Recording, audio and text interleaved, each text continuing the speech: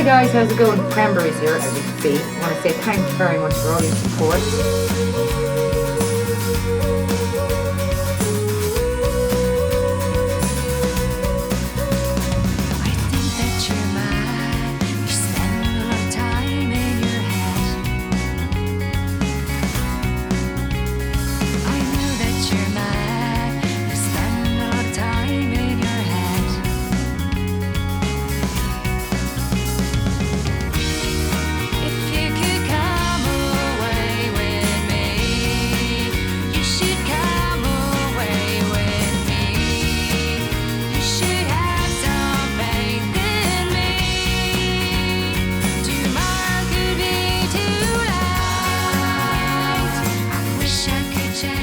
Well, we had loads of songs because Mo used to be sending me material when you know we were living in Dublin, because we've been over here a couple of years. But you've been sending me stuff for like years, haven't you? Like we're talking maybe 4 or 5 years at this point, or like on and off. So then Dolores would send back kind of an idea, and that so these things were starting to build up.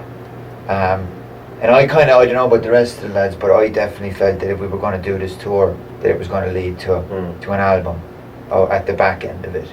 Yes. And I think you'd have kind of a better vision of what's going to happen with the group, because you have that. You're more like the dad. Yeah, I would, like he's got months ahead of myself and worrying about things that are never going to happen. He's the head of he has the head. He's like the dad, right, in the group. But he's a sensible one, no.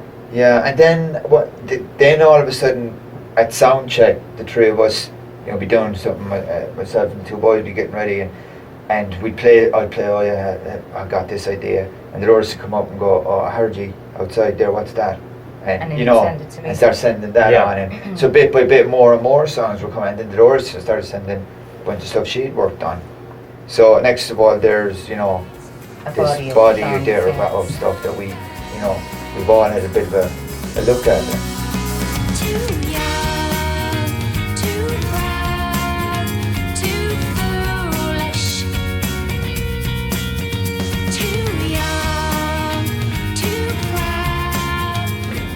It fell back together pretty easily, in the sense that I think with any great band, and I say I've been fortunate, I've worked with quite a few good ones, there's a natural chemistry within that band. There's a balance, and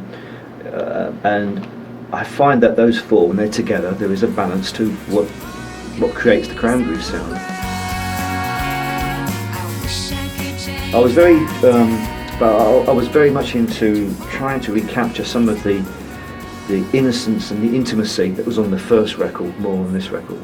I felt that if you're listening back to that first album, there was something about these four young kids from Limerick that came together, and the record was quite an intimate, inward-looking record.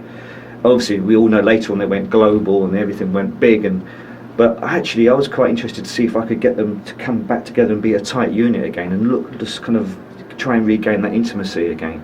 And I actually kind of mentioned that to Dolores with her singing approach. And I didn't want her to be kind of like shouting to be heard on this record. I wanted her to be able to kind of convey her lines in a much more warm and inward-looking way, rather than kind of trying to project out to the world, And I think actually that's really happened, and I think it actually makes for a better sounding record. Well, when the last album that I did with Stephen, it was like our second album, and I did some stuff in 2003 as well. But I always liked to be in the dark, and I didn't like it to see me. But I've spent so much time, obviously, in front of people now that I started to come out so we could see each other. And one of the songs that I come out of your little cave, mouse. You know what I mean? It's like because I used to be shy about some one person looking at you while you're singing. It's a little intimate, so. Over the years, then you get used to being in front of a crowd, and I just got used to I lost that shyness, and I found it handy then, because I think when you can see each other, you get things done faster, because you also got the eye contact, rather than being in a black room and just listening to a voice talking to you. You know what I mean? There's a better connection. So I suppose the song Roses was actually the one that stood out, where it was something where Noel just gave me this music literally last week. On the way into the cinema, I asked him to send through a track that he'd sent through 6 months ago, and he sent through this other one accidentally, and I listened to it, and I was sitting sitting there outside the the counter in the cinema and stuck on my cans, and I thought, God, this is a beautiful piece of music, something so different. And I rang him and I said, no, you lunatic, why didn't you give me that before? And he said, oh, do you like it? And I said, do I like it? I love it, So that night I went back and literally in 10 minutes wrote the melody and the lyrics, and then came back into the studio and then just laid them down, and Stephen would help me along with the odd word or the melody where you don't want to keep going up or you want to come down, and obviously you've got that observation, and that's what production is.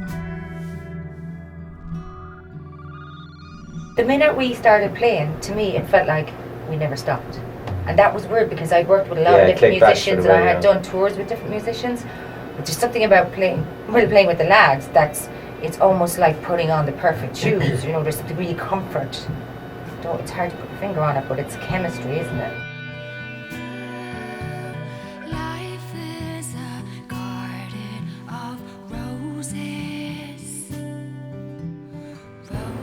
Yeah, I think we've moved a bit, like...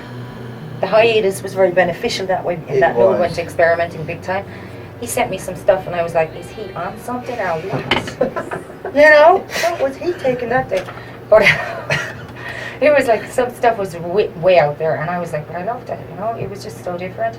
And then, I kind of experimented a bit on my solo thing as well when I was doing my own thing, and you went and you did some great stuff too, didn't you? I had some weird stuff.